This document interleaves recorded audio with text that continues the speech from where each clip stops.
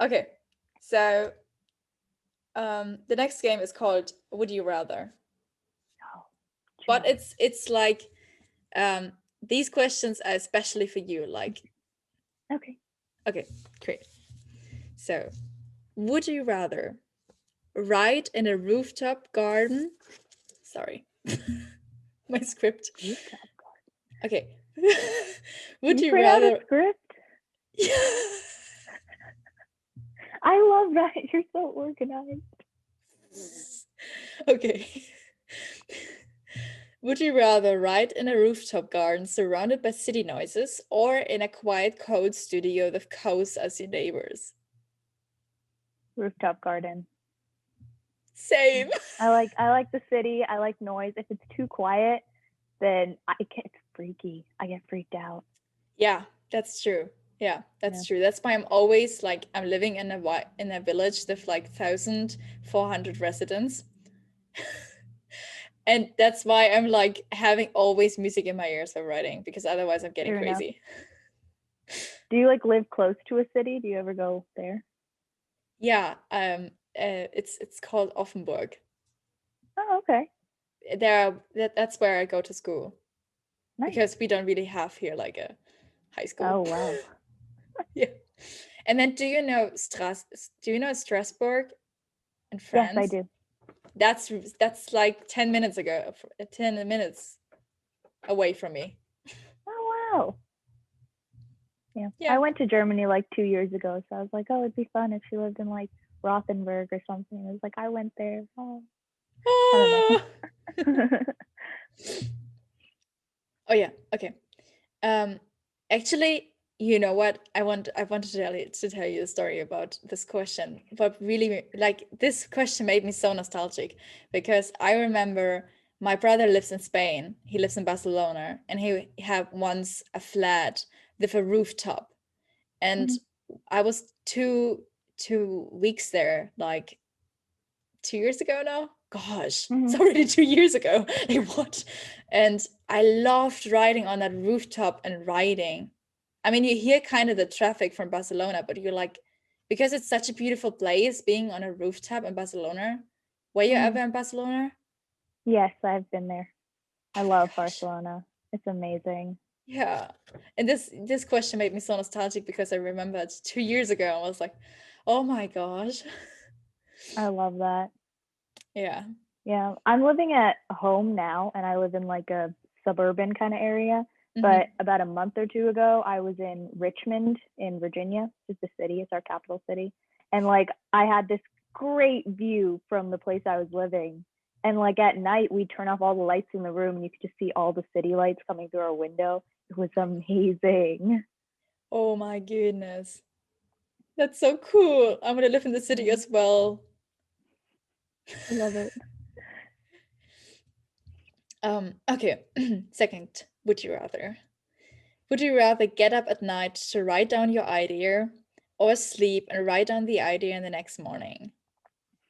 Get up at night. Yes. Because you I've never done know if that you still have before. this idea in the next morning. No, I will forget if I don't get up. Well, you go back to sleep, and then the next morning, I'm like, man, I had that great idea, and now I have no idea what it is, and it's gonna bug me for the rest of the day. Yes. Yes, that's true. I used to get up so many times because I had an idea and then Mm-hmm. I I don't know, I learned from one experience because I got up, wrote down an idea and went so satisfied to bed. Well, like, yeah, this girl, this you rocked this. And then the next morning I got up, read it again, was like, what for bullshit did I wrote there?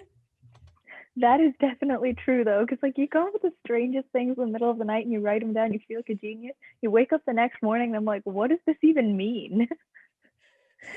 Yes. Yes. So I learned from this experience, and now I'm like, if I'm having an idea at night, I'm like, okay, you know what? Maybe you get up tomorrow and it's better. That's what I'm I saying. see. Yeah. Would you rather live the life of one of your characters or write the book with the character in for the rest of your life? Um, I wouldn't want to live the life of any of my characters. It's so sad. I'm so mean to them.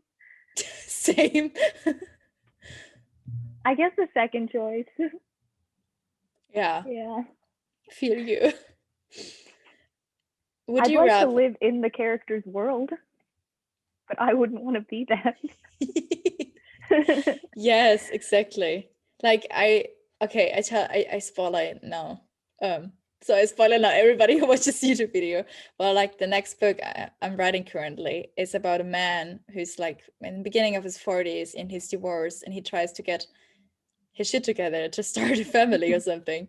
And he's so unlucky. Like he has such a bad strike. And then he falls in love with a woman and she just doesn't want him. And that's so crazy because I would love to have, like, I would love to date him, but like I have to be so consistent, like saying no. It's like, like, I would not be here. Like, if I would be here, I would change a completely life. Yep. Yeah. Yeah. So I definitely, if I would live the life of one of my characters, I would definitely change the entire, I don't know, the entire, yeah. Because, like, you know what's going to happen. You're just like, hey, maybe don't go to that battle. You're going to die. Oh, yes, yes, exactly. Or like, for example, let's just imagine we're becoming a completely new character in our books.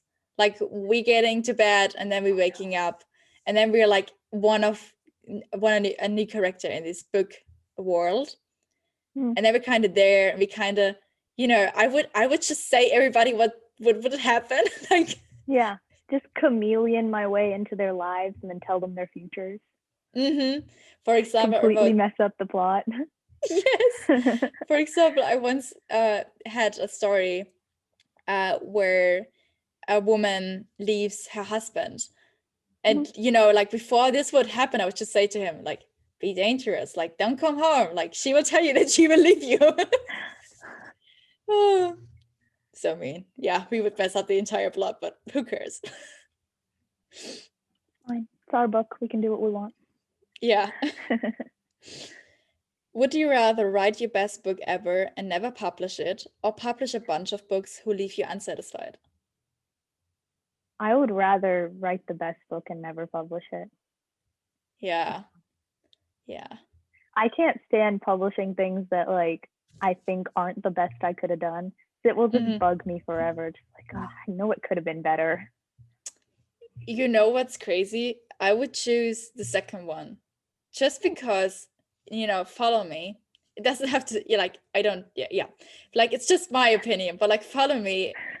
I don't know. Did you listen to Mel Ingrid's episode? Yes.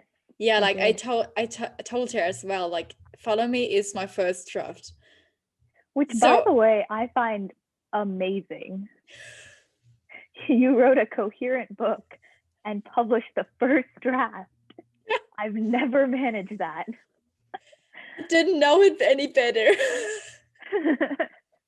But like, because I experienced this experience and I'm like marketing the book, and it's beautiful. Like I just get positive feedback. Like nobody recognized that as a first draft. Basically, you would just recognize it now because you know it. But yeah, I just marketing it now and try to get my second book done. But yeah, that's why I would say like I would do the second one, because I already Fair enough. have these experiences. Nothing is perfect. So like, yes. No matter how great of a book you write, I'm sure like even the best authors look back at their work and they're like, man, could have been better. Yes, true.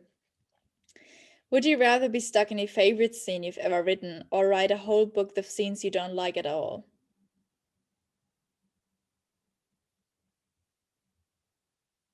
It's hard. I guess the first one. Yeah. If I don't like a scene, I just keep going back and rewriting it. I could imagine that could be like, if I upset the Olympian gods, like that would be my punishment. They just make me sit at a desk and write scenes I don't like over and over. Yeah, that's true. I actually did this once. Like I had once started a book, and then I deleted it because I was like, yeah, it's not good enough. But I didn't save this copy. So like a half year afterwards, since then I rewrote the beginning 5 times, and then I gave up. Sorry, you will never get to read the story. It happens. Yeah, that's true.